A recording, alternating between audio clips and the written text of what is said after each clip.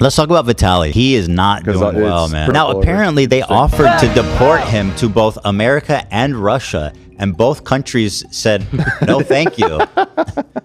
Nobody wants this guy.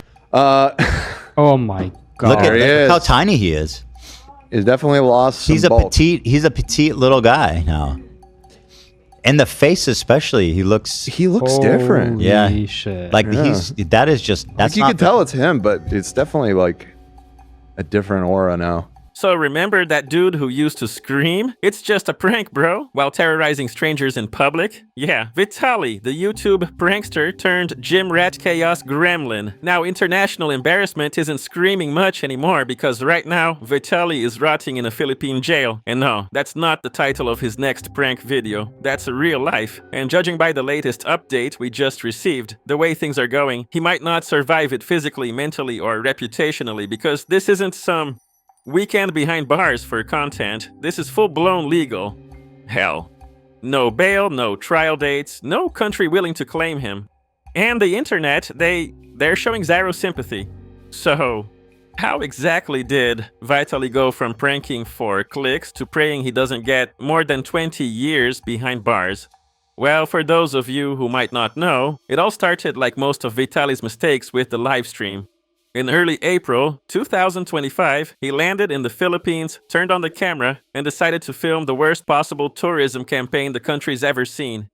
He harassed locals, mocked people for wearing masks. Okay, because you got a COVID mask, you liberal fuck. Even fake robbed a woman on camera.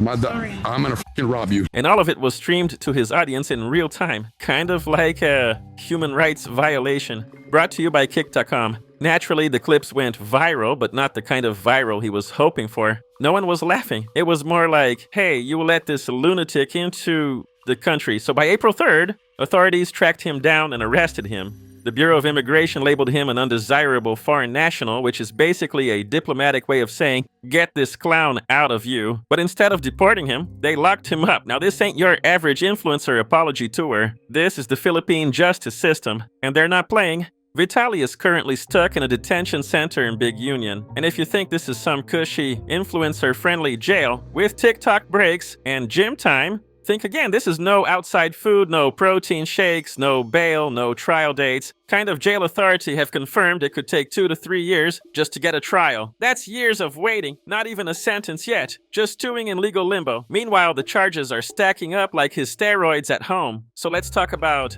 what Vitaly is actually facing. So far, he's been charged with 3 counts of unjust fixation, 2 counts of theft, 1 count of attempted theft, violations under the anti-voyeurism law, cybercrime offenses for live streaming his stunts, and attempting to snatch a security guard's firearm. So that's not a prank list. Those are some serious charges. So he didn't just cross a line, he pole vaulted over it with a live stream. And the evidence? Yeah, it's literally all on video posted by him on his own stream. So you can't even say that wasn't me when there's 4K footage of him yelling at strangers and yanking at someone's purse. Now, in situations like this, you would expect your home country to at least pretend to care but not invite allies. Case, Russia basically looked at him and said, he's your problem now. The Russian ambassador to the Philippines Publix stated Russian citizens must obey local laws and made it clear they had no interest in helping. No embassy lawyers, no diplomatic pressure, not even a strongly worded letter. And to make things worse for Vitaly, the Russian media even called him an embarrassment. So if he was hoping for a ride home in Putin's private jets, yeah, that ticket's been canceled. But what about his American citizenship? Well, the US has been about as responsive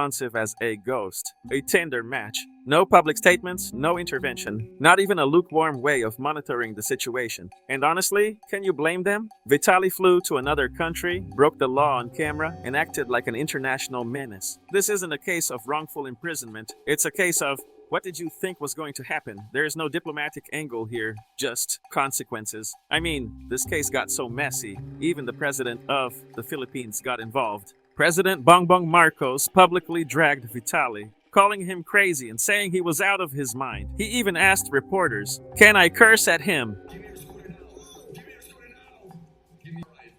Yes. Ang isa pa nating nakita ngayong linggo, Yung kagalit-galit na pinanggagawa ng isang foreign vlogger sa ating mga kababayan. I'm gonna fucking rob you. Pero man na ito o hindi, sino naman Pilipino ang hindi kukulo ang dugo sa napapanood natin?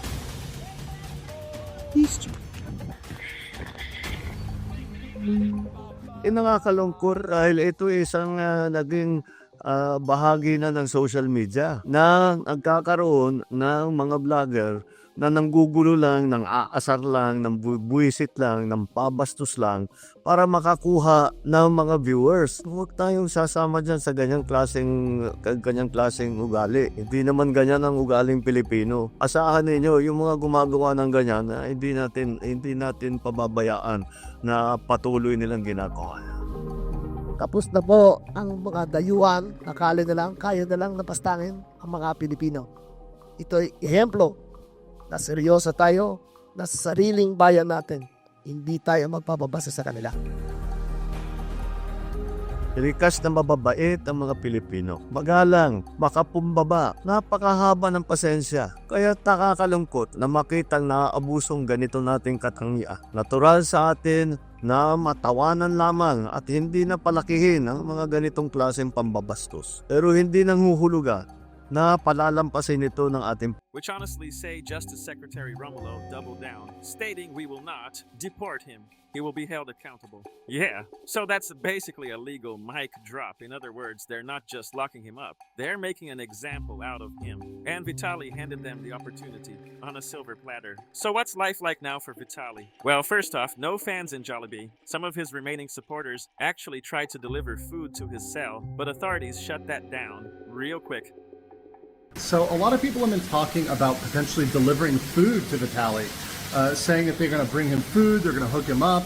That is absolutely not happening. I can confirm that Vitaly is not getting food runs from supporters. Well, this isn't Uber Eats detention edition, so he is stuck eating whatever the jail gives him. And according to reports, it's not sitting well, but He is having severe or intense health issues. Which, we're going to follow up on, but they're not going to release him for that. They're taking care of that in the hospital. Sources say he's dealing with arrhythmias and potential withdrawals, most likely from steroid or recreational drugs. Vitaly is having a really bad time in prison. I can now tell you that he is having reactions. He is having arrhythmias.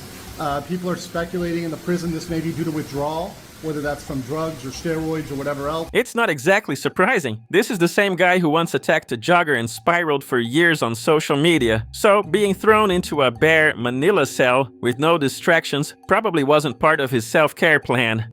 The worst part? Vitaly's currently stuck in pre-trial detention. No bail, no trial date, no clear path forward. If convicted on all counts, he could be facing over 20 years behind bars, and that's not even counting any extra charges. If they decide to throw the book at him for live streaming alone, even if by some miracle he's innocent, which seems unlikely, things could still get worse. Frankly, he should be deported and banned from ever coming back. But until that happens, he's trapped. Full stop. His channel's dead, his cameraman a fugitive.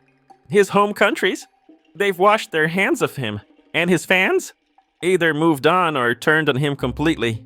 Speaking of his cameraman, let's not pretend Vitaly was acting alone. His partner behind the camera, a Filipino named Christopher, aka Sly Kane, helped film the entire disaster. Once things started heating up legally, Christopher vanished, literally dipped to Taiwan and kept streaming like nothing happened. Then he dyed his hair, accidentally revealed his location, and basically flipped off law enforcement on a live stream. Authorities have since filed charges against him too, including violations of cybercrime and anti-voyeurism laws. But good luck catching someone who thinks hiding in plain sight counts as stealth. So yeah, his team is crumbling, and you'd think maybe some loyal fans would rally for him. Start a hashtag campaign, launch a #Free Vitaly movement. But nope, the internet has completely turned on him. People are outraged. Other creators are roasting him. Even longtime followers are finally realizing that being edgy doesn't make you immune to consequences. Now, Vitaly's basically the poster boy for what not to do as a content creator. Honestly, it's been a long time coming. Just before his arrest, Vitaly tried some last-minute damage control. He dropped a PR video showing himself praying, handing out school supplies, acting like none of the chaos had happened. But neither the internet nor Filipino reporters bought it, and the legal system definitely didn't. You can't break the law on Monday, donate crayons on Tuesday, and expect a clean slate. In the end, Vitaly believed his fame made him untouchable, that his audience would shield him, that the world was his playground, and the rules didn't apply. But the Philippines had other ideas. Now he's locked up, abandoned, and forgotten. All because he couldn't draw the line between real life and online clout. The only thing viral about him now is his mugshot. Let me know what you think in the comments.